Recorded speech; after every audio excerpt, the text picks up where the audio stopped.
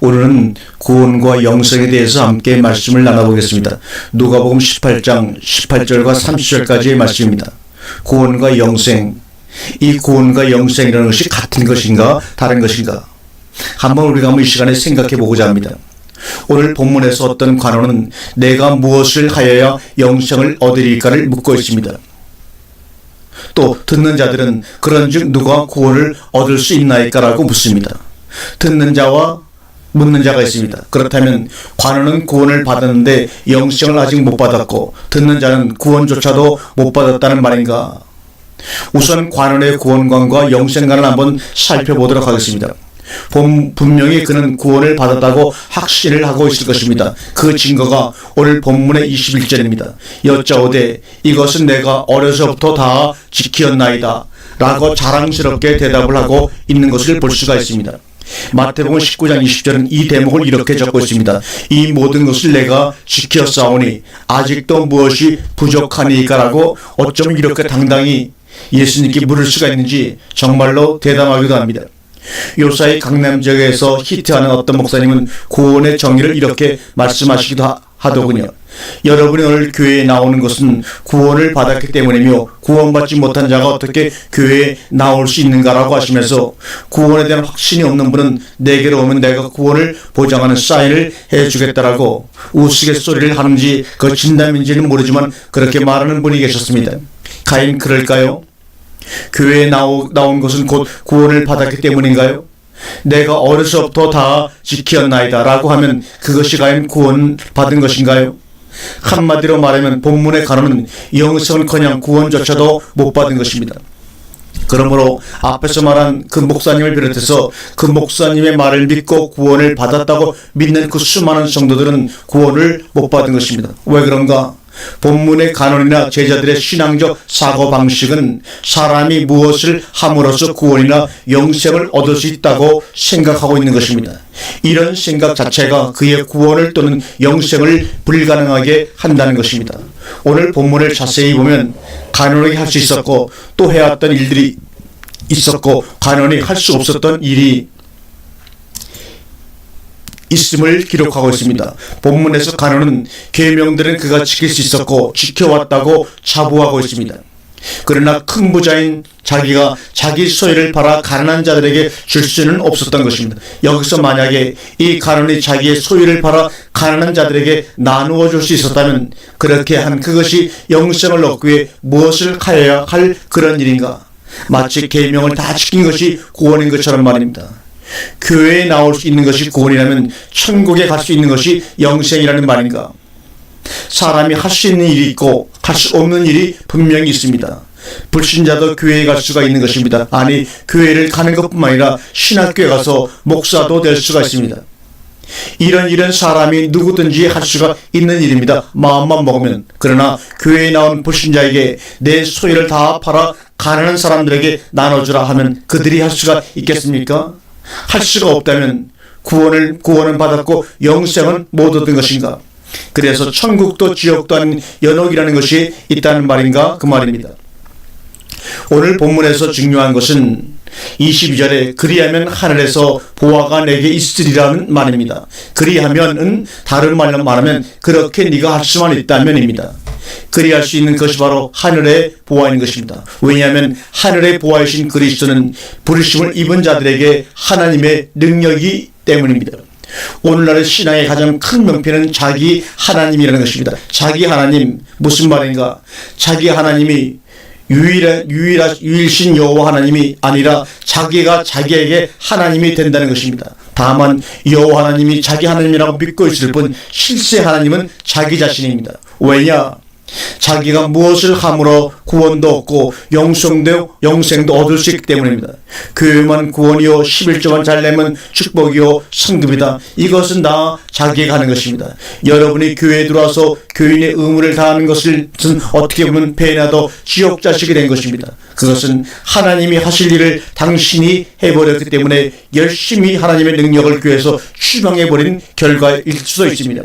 시편 저자는 시편 46편 10절에 너희는 가만히 있어야 내가 하나님 됨을 알저다. 내가 열방과 세계 중에서 높임을 받으리라 하시더라고 말씀하고 계십니다. 그러면 무엇이 도대체 구원이냐? 사람이 할 수 없다는 사실을 깨닫는 것이 바로 구원입니다.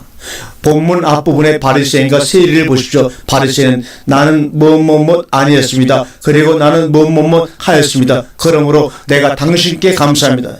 신앙생활 전부가 자기 자신이 해야 할 것은 아니했고 해야 할 것은 하고 심지어 아니했고 해야 할 것은 심지어 감사까지도 자기 마음대로 하고 있는 것입니다. 그러면 오늘날은 어떻습니까? 자기의 의지로 자기가 하고서는 가증스럽게도 하나님이 그렇게 하게 해주셨다고 자랑하며 감사합니다. 심지어 하나님은 감사를 받을 이유도 없고 의미도 없다. 다만 어왕이 벙벙해 하실 뿐입니다. 심지어 주의 종이 된 것까지도 그렇습니다. 대학 낙방에서 신학교 가고 사업 실패해서 할 것 없이 신학교에 가서 목사가 되어서 하나님이 목회자로 부르셔서 운운하며 사실 자신은 원치 않았는데도 부르심에 순종하는 마음으로 이 가시밭길을 가고 인너러 가면서 떠들어대고 있는 경우도 있습니다. 세리는 어떻습니까? 죄인인 나에게 당신께서 자비를 베푸시옵소서라고 말합니다. 죄인이 무엇인가? 실금 걷어 착취하는 것이 죄인인가? 아니면 토색, 불의, 간음하는 것이나 일에 2번씩 기도하지, 금식 기도하지 못하는 것인가? 소득의 11조를 드리지 못하는 것이 죄인인가? 이러한 것들은 도덕적, 종교적인 죄일지는 모르나 적어도 하나님이 말씀하시는 죄인은 아닙니다. 죄와 죄인은 그럼 어떻게 다릅니까?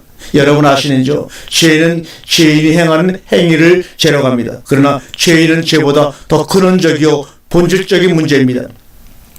죄는 짓지 않을 수도 있습니다. 그러나 죄인이 안 될 수는 없는 것입니다. 마치 표범이 그 무늬를 지을 수 없는 것처럼 말입니다. 바리새인들은 세리를 깔보았지만 세리는 바리새인이 하는 짓 모두가 죄인이기 때문에 할 수밖에 없는 죄인이라는 것을 통감하고 자기 가슴과 바리새인의 가슴목까지 같이 치고 있는 것입니다. 죄인은 어찌할래야 어찌할 수 없는 것입니다. 이것을 통감하고 탄식하며 이 운명적인 처지를 원통해하며 불쌍히 여겨 주옵소서 탄원하는 것이 곧 구원입니다. 세리는 의롭다 하심을 받고 내려갔습니다.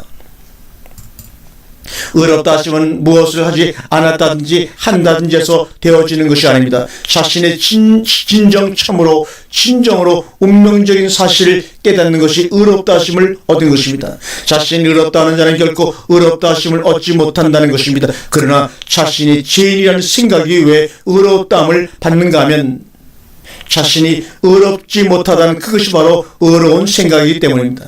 무슨 행위를 하고 안 하고가 문제가 아니라 자기 자신을 스스로 높이느냐 낮추느냐가 의롭다 하심을 얻고 못 얻고의 갈림길이라는 말입니다.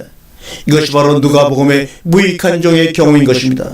이와 같이 너희도 명령을 받은 것을 다 행한 후에 이르기를 우리는 무익한 종이라 우리의 하여야 할 일을 한 것뿐이랄지라고 누가복음 17장 10절에 말씀한 것처럼 말입니다.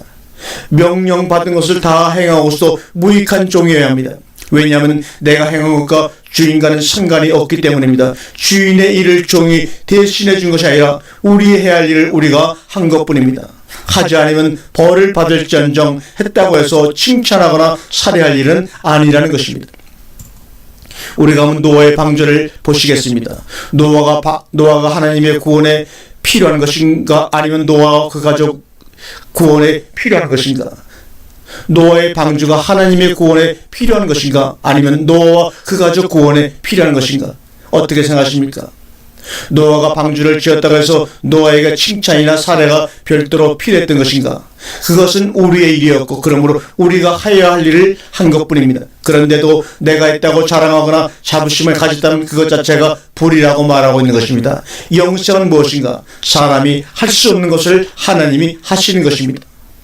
오늘 본문의 부자관원이 이것은 내가 어려서부터 다 지켰나이다 할 수 있었다고 해서 구원을 받았기 때문에 나누어 주었다고 해서 영생이 아닙니다.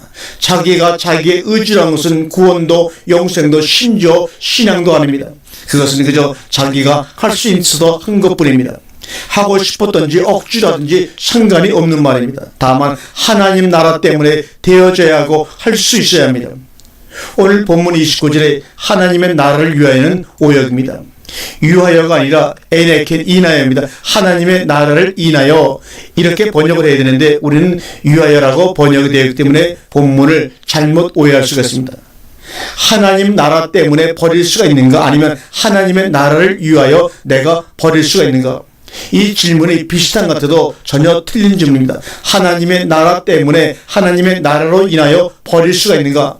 아니면 하나님의 나라를 위하여 내가 버릴 수가 있는가? 하나님 나라 때문에 그가 그것들을 버렸다면 그는 아마도 지금쯤 그것들을 가지고 있었을 때보다 훨씬 그리고 틀림없이 하늘의 부하로서 부유해져 있을 것입니다.